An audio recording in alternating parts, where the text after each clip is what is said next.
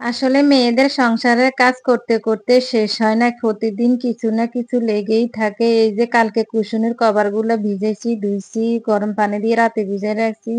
সকালে খালা এসে দিয়েছে। আজকে আবার সবার গোসলের তাওয়ালগুলো ভিজেছি। তো সবাই বলবেন যে, "আপনি তো আর করেন না, হেল্পিং হ্যান্ড আছে করে তারে আমি তো ভিজায় রাখি গরম পানি দিয়ে।" আর হেল্পিং হ্যান্ড করলেও মানে আমার তো একটু দেখে নিতে হয়, সাহায্য করতে হয়। সব তো আর ও করে না। তো হ্যালো এভরিওয়ান আসসালামু আলাইকুম। সবাই কেমন আছেন? Welcome to my another blog. সবাইকে আবারও ওয়েলকাম গোলাপের কুকিং ব্লগস 2 তে। তো এইটা হচ্ছে সকালবেলার নাস্তা। সবার জন্য নাস্তা বানাচ্ছি রুটি। এই তো রুটি ছাড়া আর কি আছে? মাঝে মধ্যে হয়তো হালকা পাতলা কিছু খাওয়া হয়। না হলে রুটি ছাড়া প্রত্যেকদিন সকালবেলা আর কিছুই নাই। হয় রুটি, না ডিম ভাজি, না হলে আলু ভাজি, না হলে সবজি, না হলে মাংস এগুলা থাকেই। তো এখনো আজকে তো শুক্রবার, এটা শুক্রবারের ভিডিও দেখেন সবজিটা দিয়ে আজকে রুটি খাওয়া হবে। কালকে রান্না করছি অনেকগুলো সবজি রয়ে গেছে তাই আর আলু ভাজি করি নাই। তো সবজি দিয়ে আমিই খাবো, বাচ্চারা খাবে না। ওদের জন্য ডিম ভাজি করব। আর আজকে এটা হচ্ছে শুক্রবারের ভিডিও। আজকে শুক্রবার স্কুল বন্ধ। বাচ্চারা এখনো ঘুম থেকে উঠে নাই। ওদের বাবা উঠে নাই। আমি উঠে গেছি। আমার তো উঠতেই হবে, তাই না? আমার তো আর ঘুমানোর এত পর্যন্ত কোনো ইয়ে নেই। আমি তো ঘরের গৃহিণী। আমাকে তো সবার আগে উঠতে হবে। তো যাই হোক অন্যান্য দিনের চেয়ে আমিও আজকে একটু লেটে উঠছি। ফজরের নামাজ পড়ে আরেকটু ঘুমাই নিয়েছি। যেহেতু বাচ্চাদের স্কুল নেই, এত তাড়াহুড়ো নেই। বাচ্চারা নাস্তা খেতে, খেতে প্রায় ১০টা বেজেছে। আমি প্রায় আপনার ৯টার দিকে খেয়ে নিয়েছি সবকিছু মানে রেডি করে। আমি নাস্তা বানাইছি খেয়ে ফেলি তা না। অনেক কাজ থাকে ঘরে, এগুলো আগে করিনি। তারপরে আমি নাস্তা মানে নাস্তা খেয়ে নিই আরকি। তো ডিম ভাজি করে নিয়েছি। এই যে দেখেন এখন আমি নাস্তা খেয়ে নিবো। খেয়ে মানে তারপরে একটু চা খাবো। নাস্তা এর মাঝে খাওয়া হয়ে গেছে। এখন একটু চা খাবো। তো চায়ের জন্য লিকার বসাইছি। এই যে দেখেন পাতা দিয়ে দিয়েছি। এখন লিকারটা হতে থাকবে তারপর আমি চা খেয়ে নিবো। তো ওই যে চা খাওয়া হয়ে গেছে। এখন আসছে এই যে গরম পানি করে নিয়েছি। বললাম না গোসলের তাওয়ালগুলো আজকে ভিজাবো।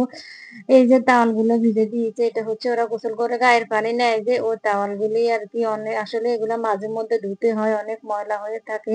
আজকে অনেক ময়লা বের হইছে তাই আমি গরম পানি আর তাওয়ালগুলো গরম পানি দিয়ে ভিজাইলে আসলে ভালো। তাওয়াল বলেন কিংবা সোফার কুশন বলেন, পর্দা বলেন এগুলো আসলে গরম পানি দিয়ে যদি আগের দিন ভিজিয়ে রাখেন তাহলে ভালো হয়। তো আমি তাওয়ালগুলো সকালে ভিজেছি।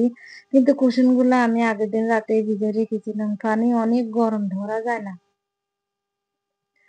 ঠান্ডা পানি দিয়েছি তারপরেও অনেক গরম পানি অনেক গরম হয়েছে। তো তাওয়ালগুলো বের হয়ে তারপরে বারান্দা থেকে এই যে কুশনের কভারগুলো আনছি। রাতে সারারাত বারান্দায় ছিল, শুকায় নাই। রাতের ভিতরে শুকায় গেছে। এখন আমি কুশনগুলা মানে ধুতে নিবো আরকি। আসলে কুশনগুলো যেমন খুলতে কষ্ট, ঢুকাতেও কষ্ট। মানে শেপটা মিলে না, হয়তো কোনা থাকি যায়, খালি থেকে যায় কিংবা ওখান দিয়ে নিচু থাকে এরকম আরকি। আর কিছুদিন আগে এই যে সোফার কভার গুলা তো আনা হয়েছে সেটাও আপনাদের সাথে শেয়ার করছিলাম। এই যে এখনো সোফার কভার গুলো তো আছে। সোফাতে আসলে লুকটাই চেঞ্জ হয়ে গেছে। আমার সোফাটা যে আগে বললাম ভালো পড়ে নাই, কেমন একটা নষ্ট হয়ে গেছে। আমি এরই মাঝে আবার সোফাটা কিন্তু ওয়াশও করেছি। বাইরে থেকে লোক এনে ওয়াশ করার পর সোফাটা মনে হয় যে আরো বাজে হয়ে গেছে। তো আর কি করবো, এখন আর নতুন সোফা কিনবো না।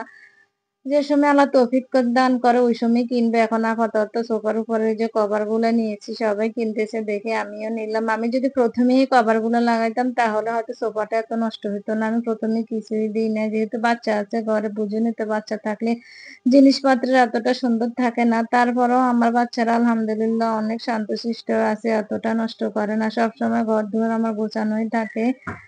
তো এটা আমার কুশনগুলা এখন মানে এক, এক করে সবই হয়ে গেছে। এখন লাস্টেরটা দিতেছি। লাস্টেরটা হচ্ছে ওই সোফার। আমার সোফাগুলো আসলে মানে আপনার অন্য রকমেরই পড়ছে। কভারটা দেওয়ার সময় অনেক ধরনের ছবি দেওয়া হয়েছে, ওনারা বুঝতে পারে না। তো আর কি কুশনের কভারগুলো শেষ। এখন আমি ঘরের ভিতরে সমস্ত ফ্লাওয়ার ভাসগুলো আমি পরিষ্কার করব। করা হয়ে গেছে অফ ক্যামেরা, কিন্তু এই কয়টা রয়েছে ৩ টা, এটা আর আপনাদের সাথে শেয়ার করতেছি। সবকিছু আর শেয়ার করা যায় না। আসলে ভিডিও করতেও কিন্তু অনেক কষ্ট লাগে।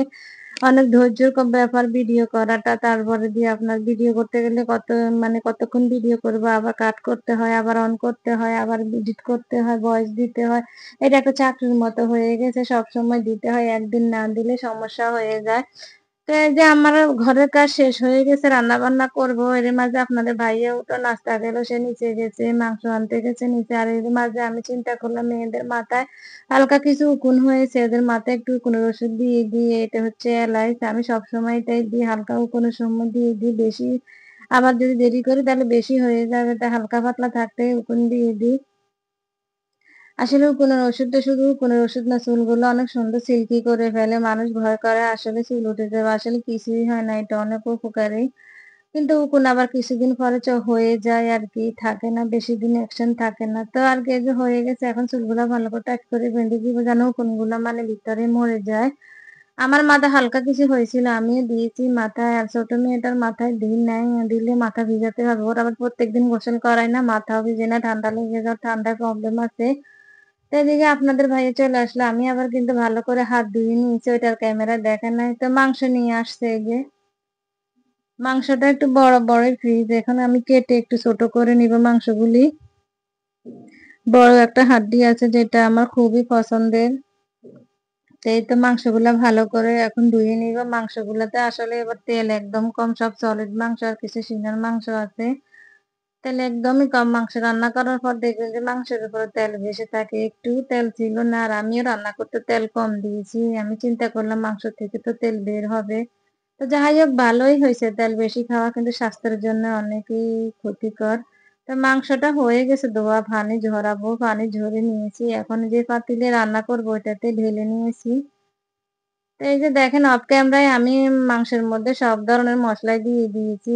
মানে আর এই যে অন ক্যামেরায় কিছু দিচ্ছি, যে পেঁয়াজ দিলাম, তেল দিলাম, টমেটো দিব। আজকে কিছু ধনিয়া পাতাও উপর দিয়ে হালকা দিয়ে দিব। আদা রসুন এখনো দিই নাই। আমার আদা রসুনও ব্লেন্ড করা মানে শেষ হয়ে গেছে, করতে হবে। তো এই যে এখন আদা রসুন দিয়ে দিব। আজকের মাংসটা রান্না করছি। আমার মনে হয় যে আদা রসুন মসলাটা একটু কম হয়েছে, আর একটু হলে ভালো হইতো। ওই যে বললাম না, ব্লেন্ড করা নেই, যা ছিল তাই দিয়ে দিয়েছি। হালকা একটু হাতে রেখেছি কালকের জন্য। তো এই যে মাংসটা এখন লেড়ে দিব। আজকে আর মাংসটা আমি হাতে মাখাই নাই, আজকে এমনিই রান্না করছি। প্রত্যেকদিন হাতে মাখাতেও ভালো লাগে না।